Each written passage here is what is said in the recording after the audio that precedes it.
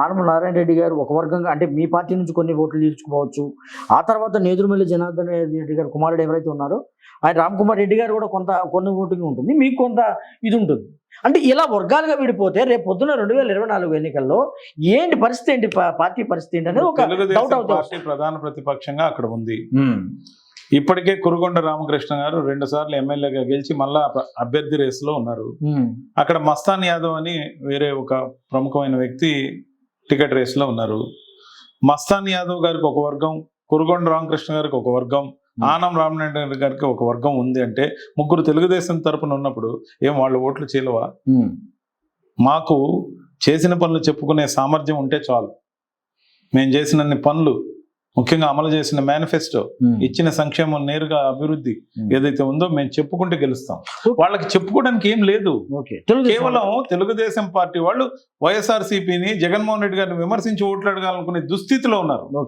కాబట్టి మా సామర్థ్యం అంతా కూడా మేము చేసిన పనులు చెప్పుకుంటే గెలిచిపోతామన్న నమ్మకం, అందరినీ కూడగట్టుకోగలిగిన నైపుణ్యం, లౌక్యం ఖచ్చితంగా మా సొంతం.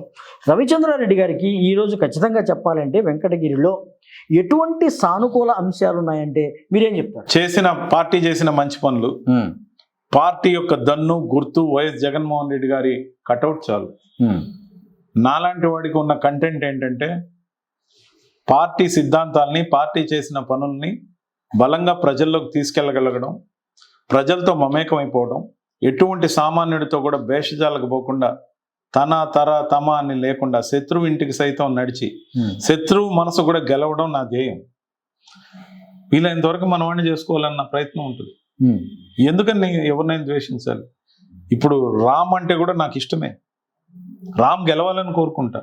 ఒకవేళ రామ్ కాని పక్షంలో నేను అభ్యర్థిగా రావాలని కోరుకోవడంలో చాలా స్వార్థం ఉందని నేను అనుకోను.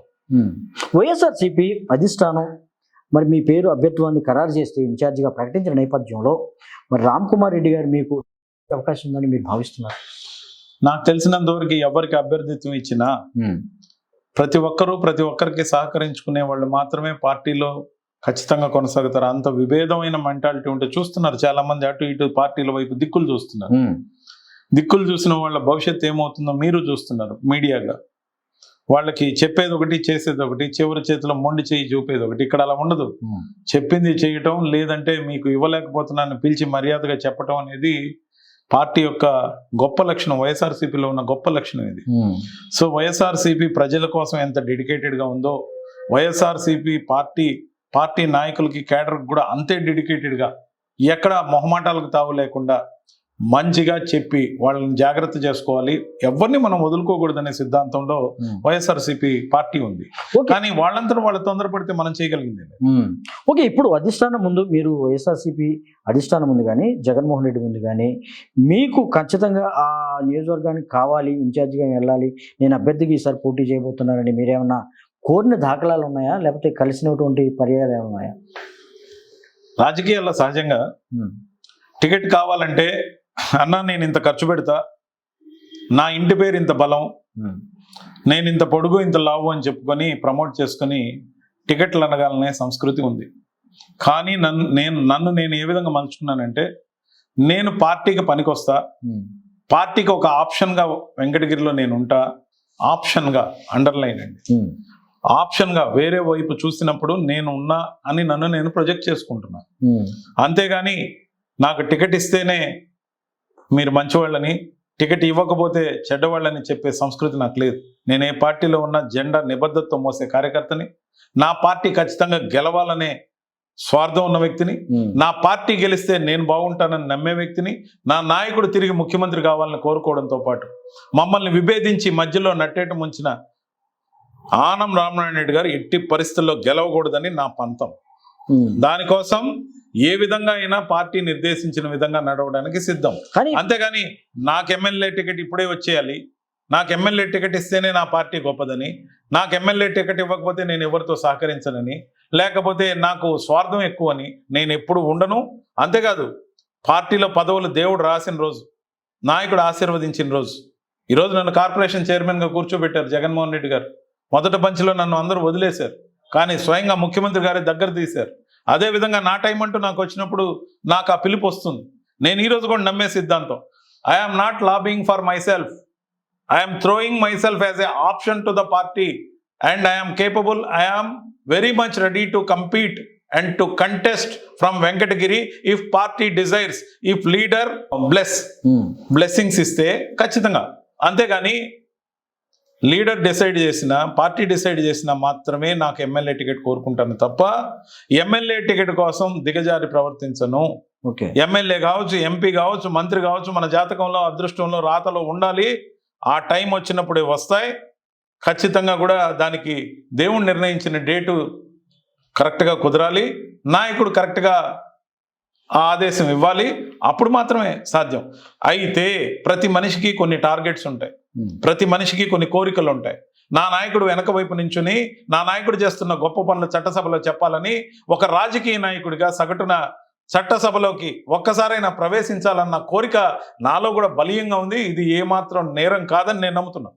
ఓకే, ఇప్పుడు వైఎస్ఆర్సీపీ అధిష్టానం మీ పేరు కనుక ప్రకటించి మిమ్మల్ని బరిలోకి దించిన నేపథ్యంలో ఎటువంటి రవిచంద్రారెడ్డి గారికి ఎటువంటి వ్యూహాలు ఉన్నాయి, గెలుపు కోసం ఏ విధమైన ప్రయత్నాలు చేస్తారు, ఎట్లా ఉండబోతుంది? వ్యూహాలన్నీ అప్పుడే బయట పెట్టడం సమంజసం కాదు, కానీ ఒక్క మాట మాత్రం ఖచ్చితంగా చెప్పగలను. నాకున్న డబ్బు బలం కన్నా నాకున్న పేరు బలం గొప్పది. నా వాక్చాతుర్యంతో నేను గెలిచిన మనసులు గొప్పది. పార్టీకి లాయల్గా, హానెస్ట్గా, సిన్సియర్గా ఉంటాడన్న సంపాదించుకున్న పేరు గొప్పది. ఈ రోజు టికెట్ ఇస్తే రాష్ట్ర వ్యాప్తంగా అవుట్ ఆఫ్ ద బార్డర్ కనీసం తెలంగాణ నుంచితో సహా నా కోసం పనిచేసే అభిమానులు 5,000 మంది నియోజకవర్గంలో రాబోయే 40 రోజులు పనిచేయడానికి సిద్ధంగా ఉన్నారు. దాంతోపాటు గతంలో కాంగ్రెస్ పార్టీలో ఆర్గనైజేషన్లో పనిచేసిన వ్యక్తిగా, పార్టీ జనరల్ సెక్రటరీగా అనంతపురంకు 2.5 సంవత్సరం, కర్నూలుకు 2 సంవత్సరాలు ఇన్ఛార్జిగా పనిచేసిన నైపుణ్యం అయితే ఏమి, ఏఐసిసి నుంచి కర్ణాటకలో 4 జిల్లాలకి 6 నెలల పాటు ఇన్ఛార్జిగా పనిచేసిన నైపుణ్యం అయితే ఏమి, ఏఐసిసి నుంచి నేను పనిచేసినప్పుడు 6 మంత్రులు నాతో ట్రావెల్ అయిన మాట వాస్తవం. అనేక రకాలుగా నేను ట్రబుల్ షూటర్గా ఆ పార్టీలో వ్యవస్థీకృతంగా పనిచేసి అనుభవంతో ఇక్కడికి వచ్చా. మాటలు చెప్పడమే కాదు, సామర్థ్యం ప్రజల్లో ఏ విధంగా ప్రదర్శించాలో, మనుషుల్ని ఎలా కూడగట్టగాలో తెలిసిన వాడిని, లౌక్యం తెలిసిన వాడిని, ఎక్కడ కూడా అహం అనేది ఒక ఆవగింజైనా లేనివాడిని. కాబట్టి నేను టికెట్ అంటూ సంపాదిస్తే గెలవడానికి గొప్ప వ్యూహాలు ఉన్నాయి. దాంతోపాటు మైన్యూట్ లెవెల్ వరకు సామాన్యమైన కార్యకర్త, నా శత్రువుని కూడా ఒప్పించి మెప్పించి నా వైపు, అంటే నా పార్టీ వైపు, జగన్మోహన్ రెడ్డి గారి గుర్తైన ఫ్యాన్ గుర్తు మీద ఓటేయించేందుకు నేను పట్టుదలతో కృషి చేస్తా.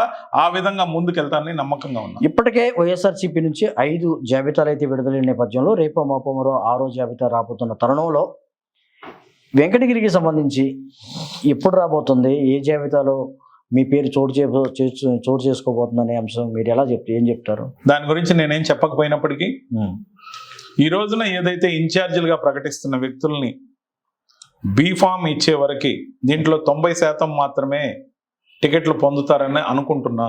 ఓకే, ఎవరైతే ఇన్ఛార్జీలు తీసుకొని తాత్సారం చేసినా, అనుకున్న రేంజ్లో వాళ్ళు పనిచేయలేకపోయినా ఆ 10%ని బీఫామ్ ఇచ్చే లోపల మళ్ళీ మార్చొచ్చు.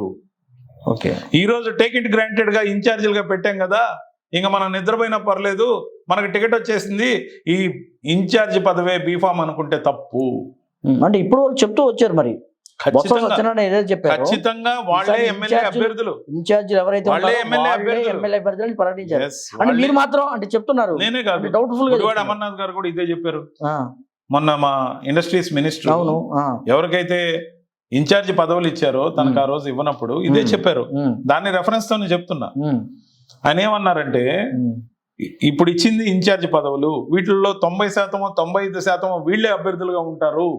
ఒక 5% తాత్సారం చేసి సరిగ్గా కానీ పబ్లిక్ రీచ్ కాకపోతే బీఫామ్ మారే అవకాశం కూడా ఉంటుంది. ఎక్కడ కూడా ఫిల్టర్ ఉంటుందా? 100% ఉంటుంది. ఎందుకంటే గెలిపే ప్రాతిపదిక మాకు కావాల్సింది 175కి 175 అనే లక్ష్యంతో కొనసాగుతున్నప్పుడు 100% మార్కులు స్కోర్ చేసుకోవాలనుకున్నప్పుడు ఎక్కడైనా ఫార్ములా మార్చాల్సి వస్తే మార్చొచ్చు, ఎక్కడైనా కొంచెం దాన్ని మాడిఫై చేయాలంటే చేయొచ్చు. అది నాయకుడైన జగన్మోహన్ రెడ్డి గారికి ప్రతి ఒక్క విషయం తెలుసు, ప్రతి ఒక్క అంశాన్ని ఆయన పరిగణలోకి తీసుకుంటున్నారు. కానీ రవిచంద్రారెడ్డి గారు చెప్తున్నారు ఏదైతే ఉందో ఇది ఇంకా ఫిల్టర్ కొనసాగుతూనే ఉంటుందని చెప్తున్నారు. ఫిల్టర్ కొనసాగుతూనే ఉంటుందని నేను చెప్పలేదు.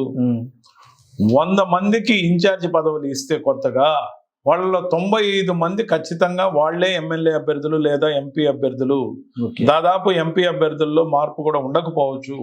ఎందుకంటే ఈ ఎమ్మెల్యేలు డైరెక్ట్ గా ఎంపీ ఎలక్షన్ కూడా ప్రభావితం చేయడానికి ఒకేసారి జరుగుతున్న ఎలక్షన్ కాబట్టి ఎమ్మెల్యేల వరకు ఎక్కడైనా అనుకున్నంత రీచ్ సంపాదించలేకపోతే 95% ఎవరైతే ఉన్నారో వాళ్లే ఉన్నప్పటికీ 5% మందిని చివరి నిమిషంలో కూడా మార్చే అవకాశాలు ఉంటాయని నా నమ్మకం.